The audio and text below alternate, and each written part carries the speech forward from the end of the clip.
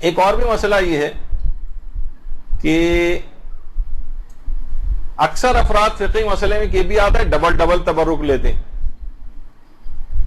ہاں اگر اس سے اجازت آپ لے لیں اور دوبارہ ریکویسٹ کر کے لے لیں اس میں تو کوئی حرج نہیں، ورنہ ڈبل تبرک لینا، دوبارہ لائن میں آ کر لگ جانا، تو اگر بانی مجلس کی اجازت سے اگر آپ لے رہے ہیں ڈبل تبرک تو اس کے اندر تو یقیناً کوئی حرج نہیں ہے، لیکن اس کو بتائے بغیر عام طور پر لے رہے ہیں، اور عام طور پر اس کو ایک ذرا جو بانی مجلس ہوتا ہے تھوڑا سا وہ پریشان بھی ہوتا ہے کہیں تبرک کم نہ پڑ جائے، اور اس کو عموماً یہ چیز پسند نہیں آتی کہ لوگ ڈبل آ کر تبرک لیں.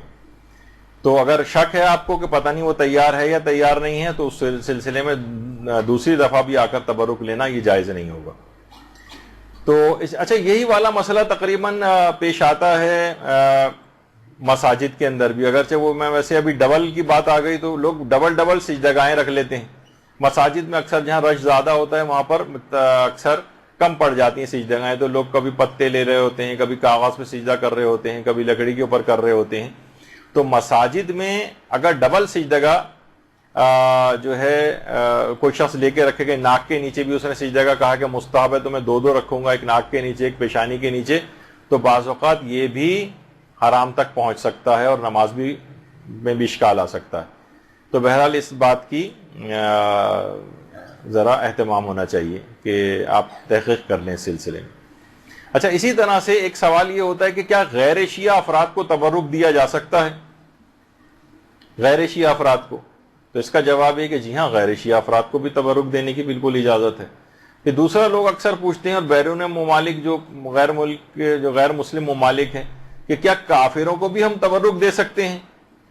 تو علماء فرماتے ہیں کہ جی ہاں، کافروں کو بھی تبرک دیا جا سکتا ہے، خاص طور پہ عاشورے وغیرہ کا جو کھانا ہے کافروں کو مثلا بھجوانا. فرماتے ہیں لیکن دو شرائط ہیں. ایک تو یہ کہ نجس نہیں ہونا چاہیے. مثلا آپ نے کہا کہ کیونکہ یہ تو کافر ہیں تو چلو ان کو تو کوئی ہم نجس چیز بھی جو ہے وہ دے سکتے ہیں، مثلا غیر شرعی طریقے کا جو ذبیحہ ہے اس کا پکوا کر ان کو دے دیا. نہیں، یہ نہیں کر سکتے. نجس نہیں ہونا چاہیے وہ، اور دوسرا ہے کہ مال حلال سے ہونا چاہیے. مال حلال سے، جیسے اکثر لوگ کرتے ہیں نا کہ جب وہ شکار وغیرہ پہ کہیں جاتے ہیں تو وہاں سے زندہ مچھلیاں بھی ہاتھ آتی ہیں، وہ اپنے لیے رکھ لیتے ہیں، اور مری ہوئی مچھلیاں جو ہیں وہ بھی ہاتھ آتی ہیں. تو بہت سے لوگ جو شہر سے باہر سے آ رہے تھے مری ہوئی مچھلیاں ساتھ لے لیتے ہیں کہ راستے میں جو پولیس والے وغیرہ ملیں گے اور وہ مانگیں گے کہ رشوت کے طور پر، تو ان کو مری ہوئی مچھلیاں پکڑا دیتے ہیں کہ مال حرام تو ویسے بھی کھانا ہے رشوت کے طور پہ، تو چلو مری ہوئی مچھلی کھلا دی جائے انہیں. تو اس طرح کی مختلف چیزیں ہوتی ہیں.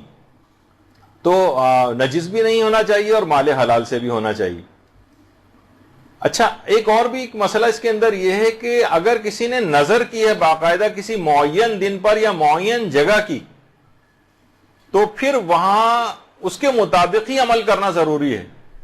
مثلا کوئی کہے کہ میں عاشور کے روز نظر کرتا ہوں، منت مانتا ہوں کہ عاشور کے روز مثلا میں کھانا کھلاؤں گا، تو پھر وہ جو کھانا کھلانے کا کسی اور دن نہیں چلے گا، اسے عاشور کے روز ہی کھلانا ہوگا کیونکہ معین دن کی نظر مانی ہے اس نے.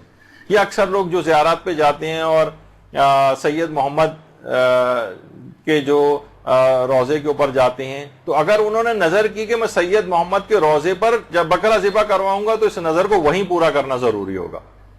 چاہے آپ وہاں سے آ جائیں، جب آپ کا کام ہو جائے تو وہ پیسے وہاں بھجوا دیں جو وہاں پر ہی جانور ذبح ہو. لیکن اگر آپ نے عموم رکھا ہے، اس کے اندر کہا کہ جانور کہیں پہ بھی میں ذبح کروا دوں گی، لیکن یہ کہ میں ان کے نام پر، تو اپنے وطن میں بھی کر سکتے ہیں اور کسی بھی جگہ کر سکتے ہیں. تو اگر نظر ہے تو اگر کوئی معین کی ہے آپ نے جگہ یا دن، تو اس کے مطابق عمل کرنا ضروری ہوتا ہے پھر کہ تبرک پھر اسی طور پر ہی ہو جو آپ نے نظر مانی ہے اس کے مطابق ہونا چاہیے. اچھا اب اس کے بعد ایک مسئلہ اس کے اندر یہ آتا ہے.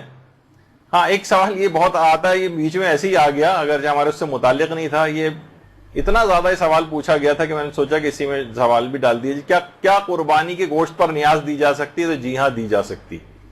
اتنے ہزار لوگوں نے سوال پوچھا کہ جو ہے اس کو سوچا کہ اس کو الگ سے بھی بیان کر دیا جائے.